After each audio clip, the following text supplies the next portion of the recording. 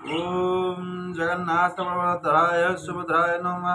प्रभु आज महाप्रभु श्री जगन्नाथ रथयात्रा नंदीघोष आ रथर उपन्न आज जिते बड़दाण्डे जिते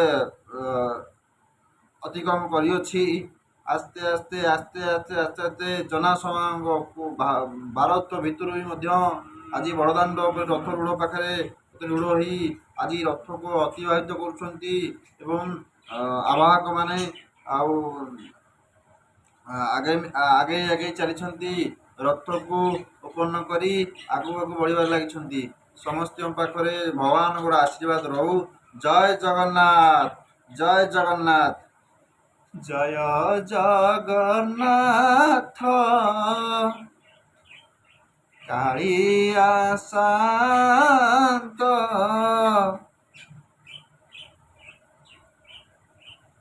जय जगन्नाथ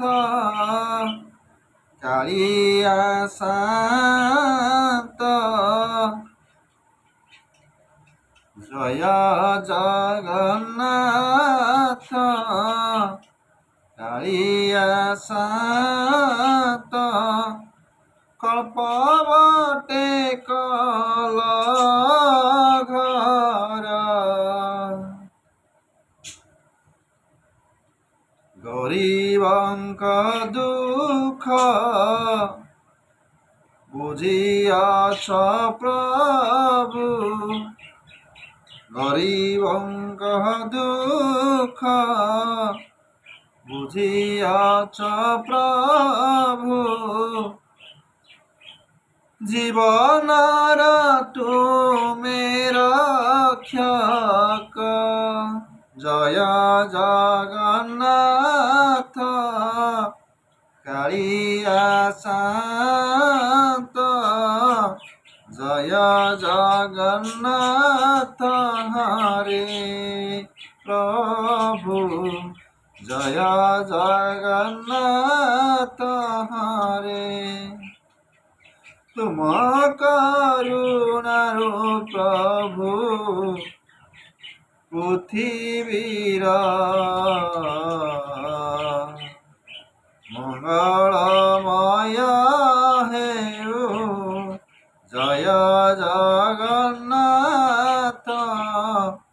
कालिया शांत। प्रभु आज की आनंदमय प्रभु विशाल संसार आज जगन्नाथ एत श्रद्धालु भक्त केते दूर देशांतर आसी आज देखु केमी पागटी आज जगन्नाथ दयालु आज प्रकोष्ठ होती। अरे झिपी झिपी मेघे देख रथ गड़ुआछि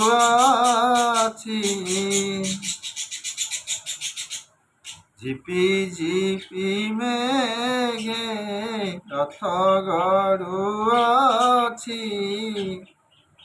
अरे केते दया बले आजी स्वप्न अछि पूर्ण हेब से संसार अरे महार आश्रित जगन्नाथ श्रेष्ठ जय जगन्नाथ बलभद्राय सुभद्राय कोटि जन्म भाई न प्रभु जदि भक्त एठू डाकुची सब भगवान आशीर्वाद ही से कृपा लाभ कर। जय जगन्नाथ ये कौन कहू अच्छी किछि काम ने देव नाही अरे भगवान को जदि डाकू अच हृदय रे रही अरे दश मन दश प्रकृति जानी अच्छी से जार कान अच्छी पुणी कान नाही अच्छी लेखी अरे कान नाही जार कान अच्छी हाथ नाही जार हाथ अच्छी गोड़ नाही जार गोड़ अच्छी अरे से सबू देखुची आखि नाही जार से आखि अच्छी सबू देखुची चका आखि ସବୁ ଦେଖୁଛି ଆଜ୍ଞା। କାନ ନାହିଁ ସିନା ସିଏ ସବୁ ଶୁଣୁଛି, ପାଦ ନାହିଁ ସିଏ ଚାଲୁଛି, ସବୁ କିଛି ଆଜ୍ଞା ତାର ସବୁ କିଛି ଅଛି, କିନ୍ତୁ ସିଏ ଦେଇଛି କଣ? ତା ବାଣୀ ଅଛି, ଆରେ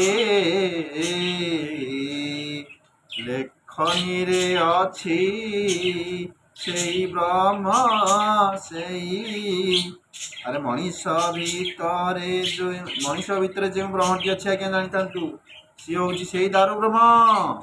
ଆପଣମାନେ ଜାଣୁଥିବେ, ଆପଣମାନେ ଜାଣୁଥିବେ ଆଜ୍ଞା, ଆପଣମାନେ ଜାଣିଥିବେ। ଆପଣଙ୍କ ପାଖରେ ଯୋଉ କନେକ୍ଟ ଅଛି, ଆପଣ ଯୋଉ ଜିନିଷ କହୁଛନ୍ତି ଅନ୍ୟ ଲୋକ ଶୁଣିପାରୁଛି ଆଜ୍ଞା। ଆପଣ ଏଇଠି କହୁଛନ୍ତି, ଗୋଟେ ଲୋକ କାନ ହେଇକି ଶୁଣୁଛି, ଏଇଠି କହୁଛନ୍ତି ଗୋଟେ ଲୋକ ଜାଣୁଛି ସିଏ ବି ଶୁଣୁଛି, ଏଇଠି କହୁଛନ୍ତି ଯଦି ବି କନଫରେନ୍ସରେ 10ଟା ଲୋକ, 100ଟା ଲୋକ, 1500 ଲୋକ ଶୁଣୁଛନ୍ତି ଆଜ୍ଞା। ସେଥିପାଇଁ କହି ରଖିଛି, ସମସ୍ତେ ସମସ୍ତଙ୍କୁ ନେଇକି ଚଳିବା ଆଜ୍ଞା। ଭଗବାନ ଲେଖିଛନ୍ତି, ଆରେ ଏ ସଂସାର ଭିତରେ ଆତଯାତ, ସେ ହେଉଛି ଏକା ସତ, ଯୋଉ ମଣିଷ ଭିତରେ ବ୍ରହ୍ମଟି ଅଛି ଆଜ୍ଞା। କାରଣ ସିଏ ହେଉଛି ଦାରୁ ବ୍ରହ୍ମ। ଆପଣ ଦେଖନ୍ତୁ, ବୃକ୍ଷ ହିଁ ରୋପଣ କରିବା, ନହେଲେ ପୃଥିବୀ ଧ୍ୱଂସ ପାଇଯିବ ଆଜ୍ଞା। ଆପଣମାନେ ବୃକ୍ଷରୋପଣ କରନ୍ତୁ, କାରଣ ପୃଥିବୀକି ଆମେ ବଞ୍ଚେଇଲେ ସିନା ଆମେ ଆଜ୍ଞା ବଞ୍ଚିବା। ଗଛର ଆୟୁଷ ପୁରା ଦୀର୍ଘାୟୁ। ଆପଣମାନେ ଯେତିକି ଦିନ ରଖିବେ ସିଏ ରହିବ ଆଜ୍ଞା, କେବେ ହେଲେ ଅସୁବିଧା ନାହିଁ। ଗଛ ଯେତିକି ଦେଖନ୍ତୁ, ମଣିଷ ଜୀବନ 100 ବର୍ଷରେ, 100 ବର୍ଷରେ ଯେ, କିନ୍ତୁ 100 ପୂର୍ବରୁ ଚାଲିଯାଉଛନ୍ତି, 40 ପୂର୍ବରୁ ଚାଲିଯାଉଛନ୍ତି। ବୃକ୍ଷ ଜୀବନଟି ହେଉଛି 100ରୁ 100। ଆପଣମାନେ ଦେଖିବେ 100ରୁ 100 ମାନେ 100, 200, 300, 500 ବର୍ଷ ଧରି ବି ବୃକ୍ଷଟି ଅଛି ଆଜ୍ଞା ସ୍ଥାନେ ସ୍ଥାନେ। ଆପଣ ଦେଖିବେ ଜଗନ୍ନାଥ ମନ୍ଦିରର ଏରିଆ ଭିତରେ ବଟ ବୃକ୍ଷ ଅଛି ଆଜ୍ଞା, ସତ। କାରଣ ମାଳିକା ବି